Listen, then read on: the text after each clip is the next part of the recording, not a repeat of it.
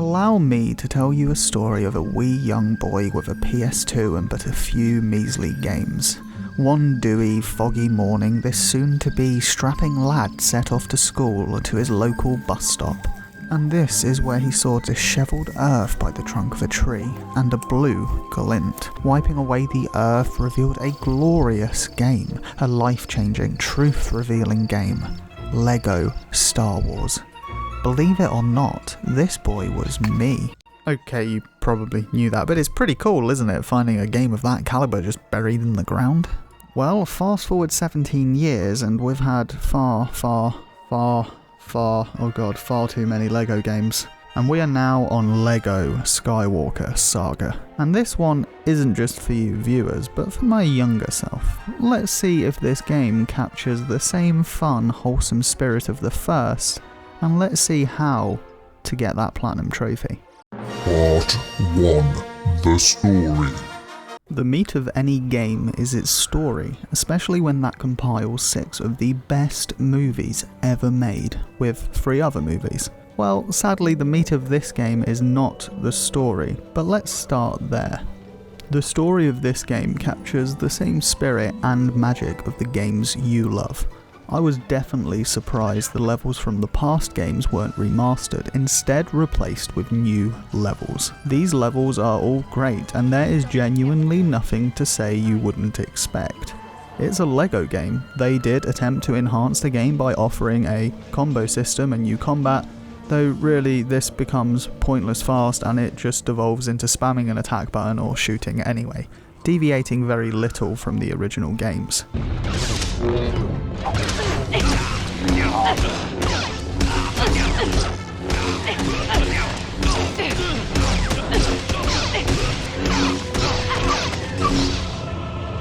It is nice enough to make the game feel fresh and modern at the start though, until you realise it's really quite simple. What seems less simple is the new RPG-like skill system. Each character type has varying skills you can unlock with bricks that power up existing moves or allow you to skip puzzles.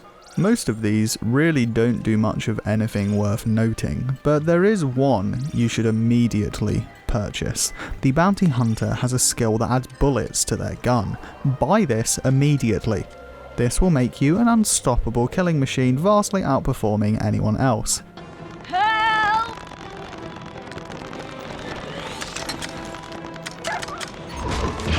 You want no survivors?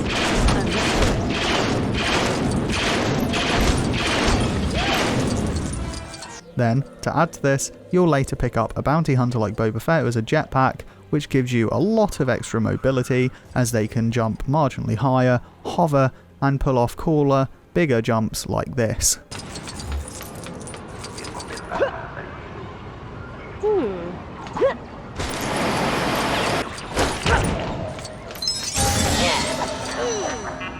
The story also has much less vehicle sections. I remember exploring Tatooine in a speeder on the original Lego game, or the Clone Wars Geonosian vehicle sections. Well, all of these are sadly gone, replaced with some in-depth space battle levels.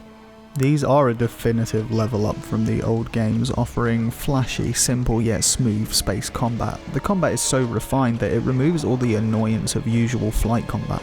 No fighting with the camera, no nauseating turning. It's got easy tracking, it is good. In fact, so good that when I moved over to play some Battlefront 2, wink wink for a future video, I missed the Lego combat, finding the more advanced combat simply painful. This is testament to something the game does well: silky smooth gameplay, easy to utilise combat with enough depth, it's epic yet relaxing space battles, and movement that you can just vibe with. The levels are also not designed for you to get true Jedi the first time, so don't even bother trying to get all of the bricks and every stud and every challenge the first time around, because chances are you simply cannot.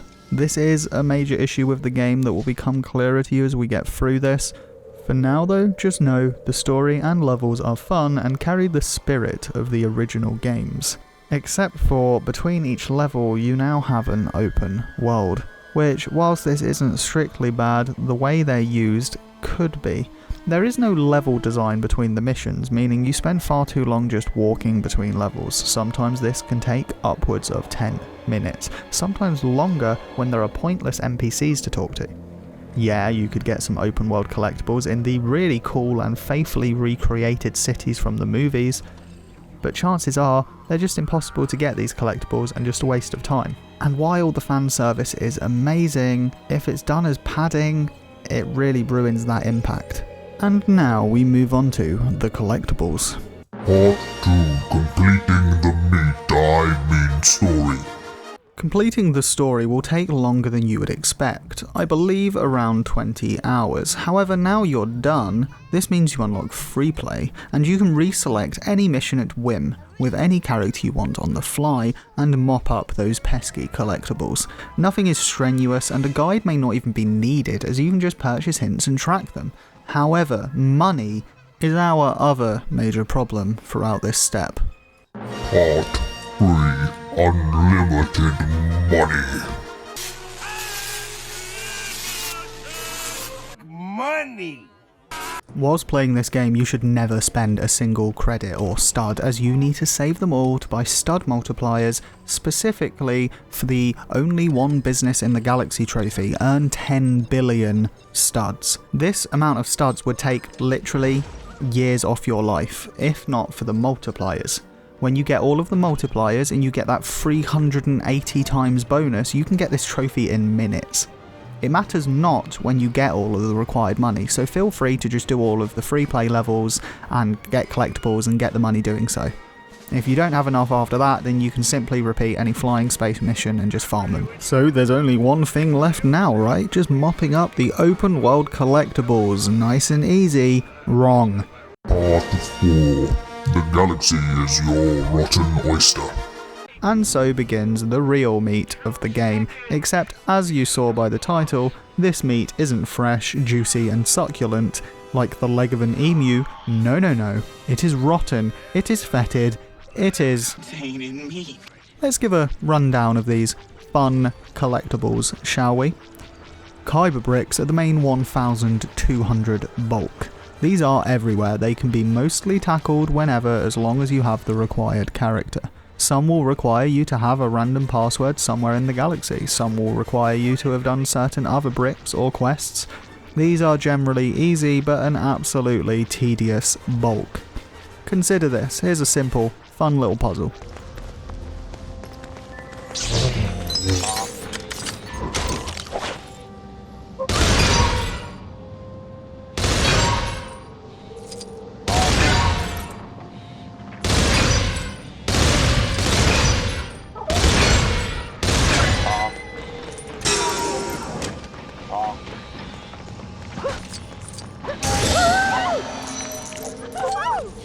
Now, do you think this simple fun little puzzle is still simple and fun if you have to do it another 100, 200 times? No, it's not. Side quests. Oh boy. This game takes the meaning of side quests to new heights. There are many occasions where you get a side quest that requires you to do another side quest on the same planet, so you do that. But that requires you to then go do another side quest on a different planet, and that side quest will require you to travel to several different planets doing menial tasks like find an object in the large area or escort this NPC whilst they slowly walk and get attacked by slow spawning waves of enemies.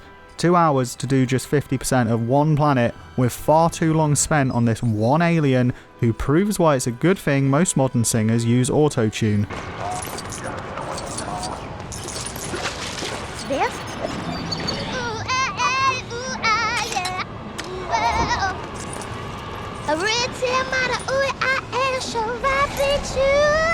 You get the point here. It is mind-numbing and confusing. Yeah, the fan service is cool. Oh look, it's this character. Wow, it's this one obscure guy I saw in the background of that one scene. The thing is though, the fan service isn't cool when you make people go through hell to get serviced. That's actually just called hard labour. This game didn't service me, it laboured me. Challenges. Oh, don't think you're done. If you want to be efficient in this game, do not forget the challenges, as each level will feature a hidden Wookiee, a mouse droid or a Porg. Keep your eyes open or your guides open wider, because some of these are a nightmare to find. There are also many more challenges pertaining to certain planets or missions, so just try to enjoy them. You know, hunting for hidden frozen people on Hoth, or ice on ice, how fun to find that. Next we have capital starships. They are sadly another pain because all the above collectibles are locked into randomly spawning starships you need to purchase to access. Meaning if you're unlucky like me, you can spend far too long waiting for that one starship to spawn so that you can find one single hairy man on it. Interestingly, you don't actually need one ship, the Venator, because it contains nothing helpful for the trophies. However, I wanted to see that 100%, so I eventually got it to spawn. I regret getting to 100% as it was equivalent to having a duck relieve itself on my face. It was so scary. Ow! One pooped on you! You got... It pooped right between your eyes. A sitting duck. Okay, careful with the language there, Palps. This is a child-friendly channel, and that's pretty much it. Sounds simple on paper, right? But do remember that some of these planets can take hours to get every collectible. This nightmare is even worse when you're suffered with a psychopath like Rey Skywalker having a breakdown every time she picks up a brick. With this I could...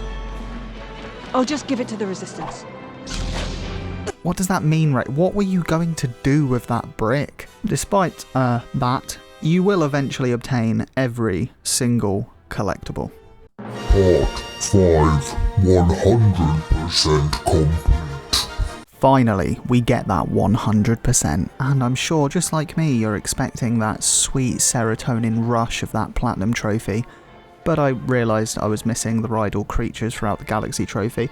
So, you know, luckily this was a quick trip to find the one that I missed, purely because it's a side quest bonus creature, so it doesn't even appear until you do the relevant side quest. So remember this rip-off Horizon Zero Dawn creature's face, and check my Platinum Trophy documentary linked here, up above if interested. I hopped on the creature, and then the final trophy pops.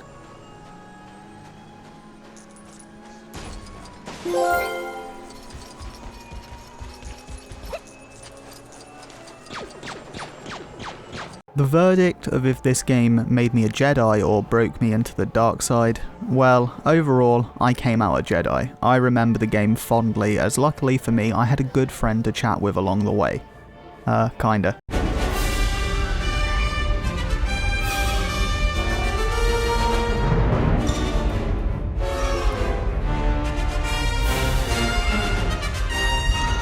As war rages across the galaxy, A hero is joined by his friend, but is that friend's goal to help or to hinder? If I didn't have this friend, this verdict may be different. The game is extremely oversaturated with content, far too many pointless collectibles, and open worlds which really weren't needed when they missed entire sections of the movies. I'm also certain the developers hate its players because your in-game reward for 100% completion is probably one of the worst I've ever seen. They give you, well, you know what, just see for yourself.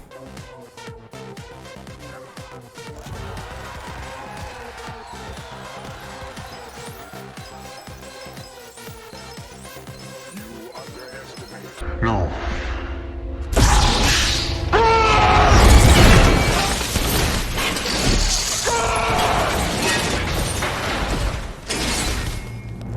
I could go in more depth, but that's the core of what you need to know about this game if you want to tackle it. So grab a friend, share play the game or couch co-op it, and have a chill time enjoying the simplistic addictive gameplay with copious Star Wars fan service. If you don't have a friend, it's going to take you a long while and probably be much more boring than you'd like. I mean, even the developers agree when the landing droid of each planet says this.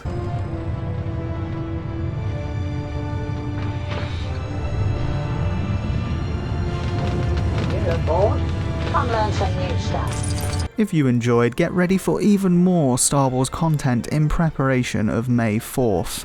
Thanks for watching everyone, I hoped this helped or entertained or both. Please leave me a comment for a game suggestion because I am open to them and I hope to see you again. Goodbye, perfectionists.